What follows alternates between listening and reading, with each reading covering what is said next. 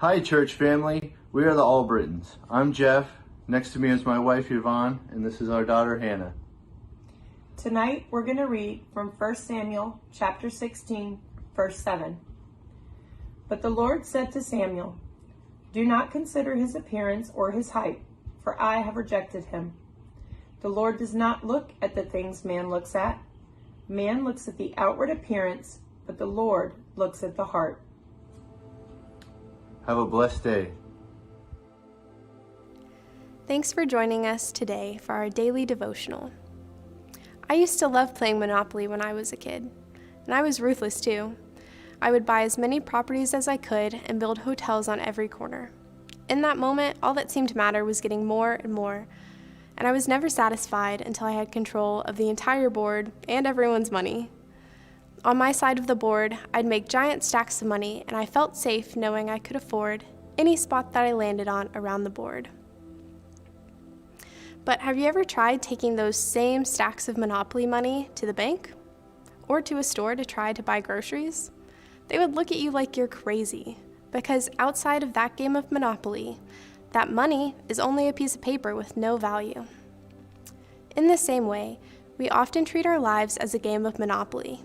Right now, all that seems to matter is what is right in front of us: work, school, finances, or bills. And though these things are important, we can't forget what comes after. What's important to God isn't always the same as what's important to the world. At the end of our lives, God won't accept our Monopoly money, because to Him it has no value.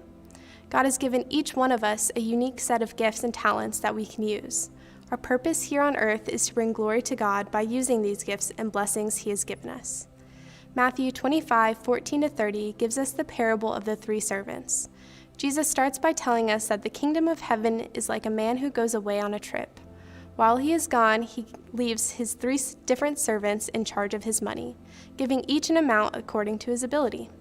The first servant received 5 bags of silver, the second received 2, and the third only 1 bag. While the master was gone, the first 2 servants worked and made even more money for the master.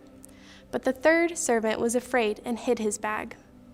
When the master returned, he was pleased with the first 2 servants, telling them, "Well done, good and faithful servant.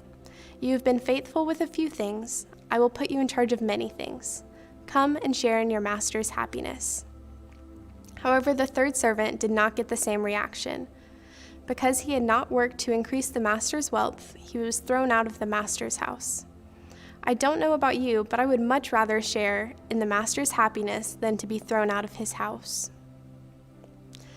In the same way, as servants of Christ, we have all been given an amount that we are responsible for.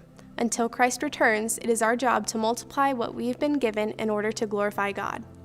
This looks a little different for everyone, but is also something we're called to do. Let's take a moment to reflect.